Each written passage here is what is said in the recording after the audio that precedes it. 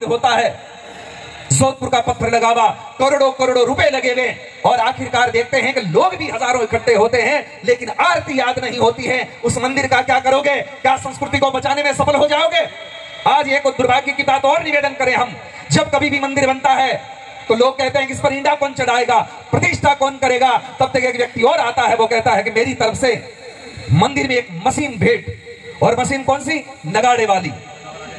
ये आप लोगों को तो बहुत बढ़िया लग सकता है, लेकिन मैं भारतीय संस्कृति को भविष्य भापते हुए ये बात कह सकता हूं, ये सनातन धर्म का और हिंदुओं का सबसे बड़ा दुर्भाग्य है कि आप अपने सनातन धर्म को मंदिरों से बाहर निकाल रहे हो उस मशीन के द्वारा। मशीन जाती है, बस एक खटका गिराया और धड़ाधड़ धड़ाधड़ धड़ाधड़ शुरू हो जाता है। उसमें कितना नुकसान हुआ पता है? झालर बजाने वाला चला गया, नगाड़ा बजाने वाला चला गया, घंटी बजाने वाला चला गया।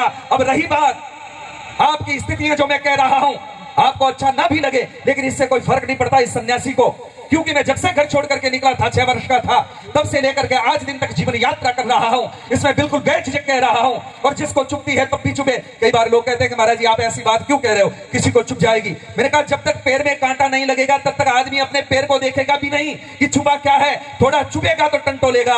आज दिन तक आप 15-15 सालों से, पता नहीं कितने सालों से भजन संध्याएं कर रहे हो, मंदिर में आकर के मत्था टेक रहे हो, नाक रगड़ रहे हो, लेकिन आरती याद नहीं है। आपको नहीं लगता कि आपका सबसे बड़ा दुर्भाग्य है?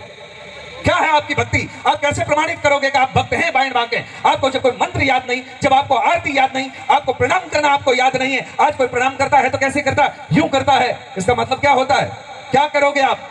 कुछ चीजें साधु संतों की सन्निधि में बैठ करके सीख लो, काम आएगी। लेकिन आजकल गुरुओं की भी कोई कमी नहीं है। बड़े बड़े होते हैं, उनको माइक से जो कुछ कहना सो कहना, लेकिन संस्कार देने में वो भी असमर्थ रह रहे हैं। भीड़ जुटाना सरल है, लेकिन संस्कारी 5 लोग तैयार कर देना बहुत बड़ी बात है। महाभारत के युद्ध को देखेंगे तो एक तरफ 3 करोड़ लोग थे और एक तरफ भगवान कृष्ण मात्र 5 बच्चों को लेकर के खड़े हुए थे, और उस पूरे महाभारत के युद्ध के निर्णय को बदल करके रख दिया। ये संस्कारों की बात होती है, सनातन की बात होती है, परंपराओं की बात होती है।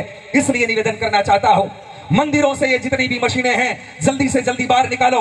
और आजकल आरती याद नहीं होती तो क्या हुआ पता है? मेमोरी कार्ड आ गया, पेन ड्राइव लगा करके और खटका डाल देते हैं, फिर ओम जय जगदीश हरे हो जाती है, ओम शिव ओमकारा शुरू हो जाती है। आपको कोई लेना देना नहीं। और मुझे तो कभी कभी भ्रम ये भी होता है कि जब नगाड़े बजते रहते मशीन वाले, तब वो आरती घुमाता ताकि किसी को पता न चल जाए कि पुजारी को खुद को भी आता जाता नहीं है। हकीकत तो ये है, क्योंकि बस नगाड़ा बजता रहता है, वो घुमा करके पूरा कर देता, पता भी नहीं चलता कि हकीकत क्या है। लेकिन क्या कहें क्या करें समझ में नहीं आता। जितने मंदिर बन रहे हैं, जितने मठ बन रहे हैं, मुझे नहीं लगता है कि सुधार केंद्र है। मुझे लगता है कि नशे की फैक्ट्रियां खोल रहे हो। जितने भी भारतवर्ष में कहीं पर भी जाकर के देखता हूं, बड़े बड़े मंदिर होते हैं, वहां पर हर आदमी वहां बैठा क्या करता है? या तो हथेली चाटेगा या फिर गोचे चूसेगा। इससे ज्यादा हमने कुछ नहीं देखा है। ये दुर्भाग्य है सनातन धर्म का। इसलिए ये बातें आंखों से देखी हुई कह रहा हूं। आपको बुरा लगे तो सुधरने का प्रयत्न करना, ताकि सनातन धर्म अपने पैरों पे खड़ा हो सके, वरना एक समय ऐसा आ जाएगा कि इसको पूरा विकलांग कर डालोगे तुम।